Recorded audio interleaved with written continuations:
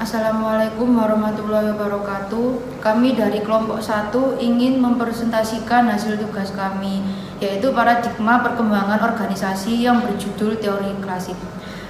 Di sini saya sebagai moderator, nama saya Rizky Mariari Mutrafida, dan ini anggota saya Vanisha Lailia Rahma, Ajunda Rahmanisa, Fatimah Zahra, Nabila Maulidia. Kami ingin mempresentasikan PPT kami.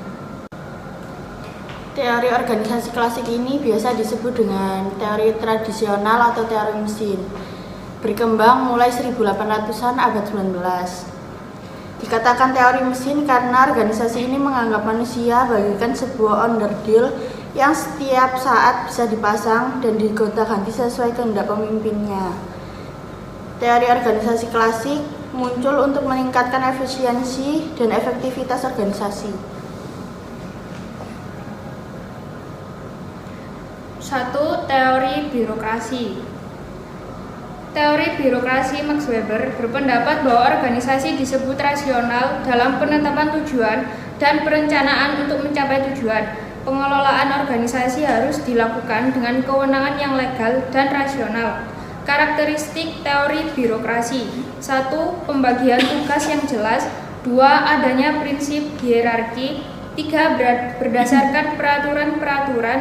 4. Prosedur kerja yang sesuai spesialisasi. 5. Program untuk mencapai tujuan. 6. Hubungan antar pribadi bersifat impersonal. 2. Manajemen ilmiah.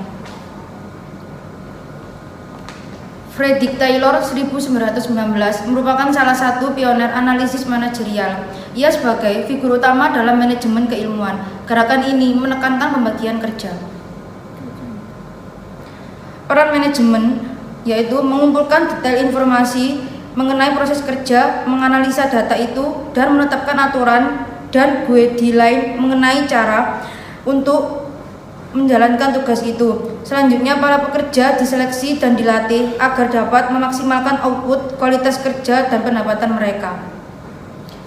Kesimpulan: yang pertama, menerapkan on-base-wide dalam melaksanakan pekerjaan. Yang kedua, menerapkan cara melakukan pekerjaan dengan mempelajari gerak dan lamanya waktu yang dihabiskan untuk melakukan suatu pekerjaan. Yang ketiga, melakukan seleksi pekerjaan sesuai dengan tugas khusus yang akan dilaksanakan dan pegawai dilatih secara efesional sebelum melaksanakan tugas. Yang keempat, upah atau gaji dibayar berdasarkan potongan kerja yang telah diselesaikan oleh seseorang dan bukan per kelompok kerja. Yang kelima, pegawai dirangsang untuk melampaui target yang telah ditentukan dengan cara memberikan bonus.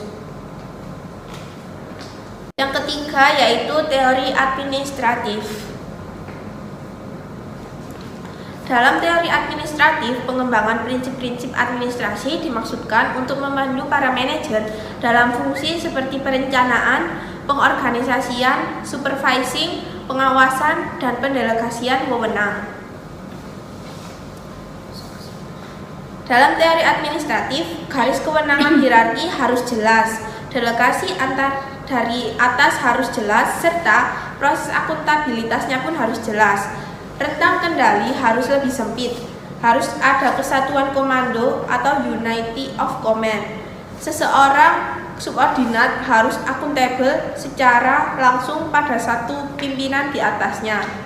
Proses pemberian perintah yang lebih kooperatif dan partisipatif, di mana pemimpin dan subordinat punya pemahaman bersama tentang situasi tertentu dan apa saja yang diperlukan untuk menyikapi situasi itu.